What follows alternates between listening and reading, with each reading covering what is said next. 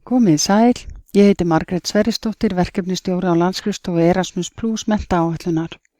Í þessu stutta kennslumyndbandi verður fjallað kynningu og dreifingu niðurstaðna í Erasmus Plus samstarfsverkefnum. Það er mikilvægt að huga að kynningu verkefnisins frá upphafi því í Erasmus Plus verkefnum er áhersla á dreifingu niðurstaðna og áhrif verkefna á einstaklinga, stofnanir og samfélagið.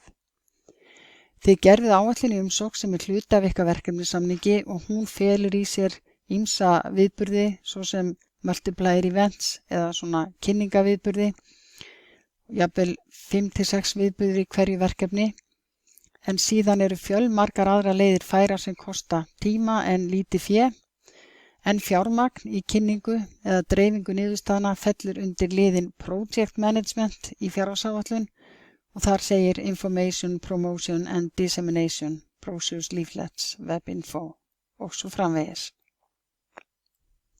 Þau hugtök sem eru helst notuð í verkefnunum eru kynning eða dreifing, dissemination, og það er mjög mikilvægt að kynna verkefni fyrir öllum hagsmunaaðilum frá byrjun og það er mikilvægt að kynning sé fjölþætt til að hafa meiri áhrif og áhrifin eða impact eins og það er kallað, það felur í sér hverju breytir verkefnið og þið þurfa að muna það að áhrif geta verið mjög mikil, jafnvel þótt lítinn markhóp sé að ræða. Og sem dæmi það má nefna að Landbúnaðarháskólinn vann mjög þarft námsefni í skógrækt sem snerið að trjáfellingum og þetta námsefni var sérsniðið að þörfum nema, var því mjög þarft og hafði mikil áhrif á tiltölulega lítinn hóp. Það eru skilyrði í verkefnissamningnum ykkar sem að snúa að til að mynda sýnileika styrkveitanda, að allar upplýsingar sem dreift varðandi verkefnið, svo sem vefsíður, bæklingar, kynningar, skulu tilgreina að verkefnið sé styrkt af Evrópusambandinu og bera merki þess. Og þegar fleiri merki eru notuð þá hefur blái fáninn hérna neðst, sem þið sjáu hérna neðst í vinstra horni glærunar, alltaf forgang. Hann þarf að fylgja öllum verkefnamerkingum og þið eruð að fá styrk frá Evrópusambandinu í gegnum Erasmus Plus menntaáætlunina. Þið er til dæmis ekki að segja að þið hafi fengið styrk frá landsskrifstofu eða framkvæmdastjórninni, svo dæmi sé tekið. Og síðan er annar liður í samningi sem snýr að verkefnabanka Erasmus Plus. Öllum verkefnistjórum ber að skrá afurðir eða afrakstur verkefnisins í Erasmus Plus verkefnabankan. Hér er slóðin inn á hann en leiðbeiningar fylgja og þetta er ekki gert fyrir kemur að loka skýrslu. Þið þurfið að finna markhópa verkefnis ykkar, greina þarfir notenda og tengsl þeirra við verkefnið. Þið finnið hagsmunaaðila í menntun í nærumhverfi á landsvísu eða Evrópuvísu. Þið skipuleggið aðgerðir til að tryggja nýtingu niðurstaðna, bæði meðan á verkefni stendur og eftir að því lýkur því það er líka lögð rík áhersla á varanleika verkefni að þau hafi áhrif eftir þeim lýkur. Og svo er mikilvægt að þið tryggið þátttöku allra samstarfslanda í dreifingu, alls samstarfshópsins, í dreifingu og kynningu, jafnvel þótt eitt land leiði framkvæmd. Þið skrifuðuð áætlun dreifingu og kynningu í umsókn en þið þurfið að hefjast handa og þá er ágætt að fara yfir það hvað á að kynna, hverju á að dreifa, hvernig og hvenær. Og þessi áætlun þarf að vera sveigjanleg og raunsæ. Það er líka mikilvægt að skapa ásýnd verkefnisins. Það gerið þið með ímynd eða logo. Hér eru nokkur dæmi svona verkefnismerki sem eru ýmist hönnuð af fagfólki eða heimatilbúin. Öll verkefni nýta merki bláfánan og Erasmus Plus og síðan er mikilvægt að hafa samræmt útlit á öllum miðlum, hvort sem þið eruð á Facebook, Instagram, Twitter eða hvað það er. Við leggjum til að þið útbúið eina glærukynningu eða vídeó jafnvel sem öll þátttökulöndin í verkefninu geta nýtt sér. Sé hægt að nýta það í hverju samstarfslandi og það getur verið gott að útbúa jafnvel Prezi kynningu sem byggir mikið á myndrænni framsetningu og textinn verður auðvitað á vinnumáli verkefnisins sem er oftast enska. Og við minnum á það að verkefni skal vera sýnilegt á heimasíðu styrkþega, hvort sem það er stofnun, skóli eða samtök. Og hér sjáum við mjög gott dæmi vel sýnileg Erasmus-verkefni á síðu Alþjóðamálastofnunar Háskóla Íslands.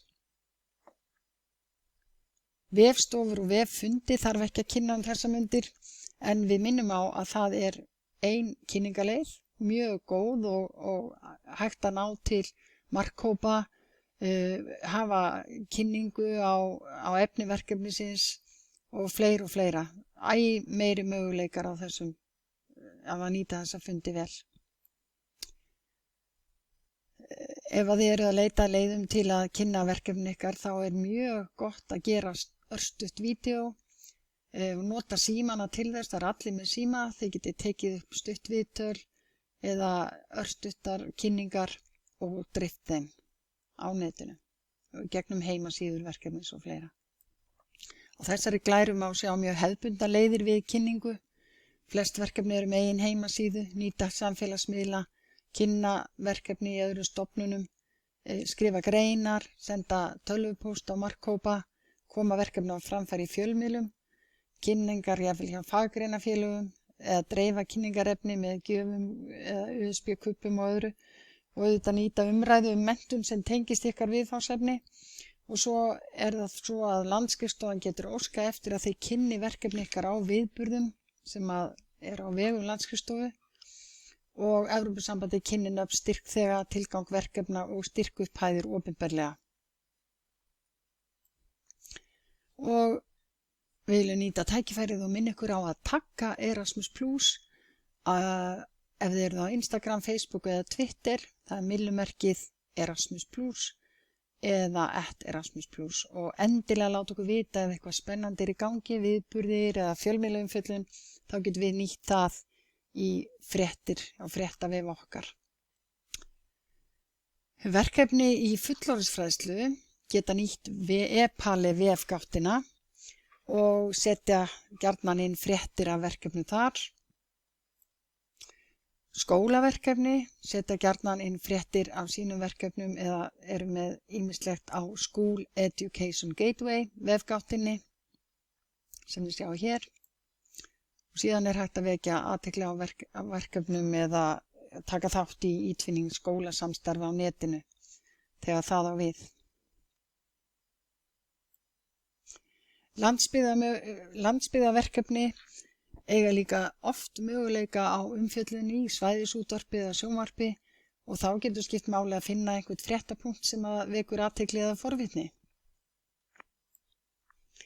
Þessi glæra hefur gefist vel fyrir verkefnastjóra ef þeir vilja funda með sínum samstarfsaðilum, samstarfshópi, og velta fyrir sér áhrifum verkefna. Þetta hefur verið kallað impact chain eða áhrifakeðja, ef við getum sagt það svo. Og þá er skoðað fyrst input, eða sá efniviður sem hefur verið settur í verkefnið, síðan activity sem eru aðgerðir sem að gripið hefur verið til þess að ná markmiðum verkefnisins, og síðan eru það afurðir sem að eru svona áþreifanlegar afurðir verkefnisins, og svo er það svona útkoma eða áhrif sem að þessar afurðir hafa haft, og að lokum impact sem að eru raunverulegar breytingar sem að svona að völdum verkefnisins, ef það er hægt að greina það að verkefni hafi haft raunverulega áhrif. Hér hefur verið stiklað á stóru varðandi leiði verkefna til að kynna þau og auka áhrif þeirra, og að lokum þá eru leiðbeiningar fyrir verkefnastjóra hér á heimasíðu Erasmus+, og þar eru ýmis hjálpargögn fyrir verkefnastjóra, og meðal annars setjum við inn glærur af námskeiðum og annað sem að tilheyra hverjum skólahluta, og Landsskrifstofa Erasmus+ óskar ykkur góðs gengis með verkefnin ykkar.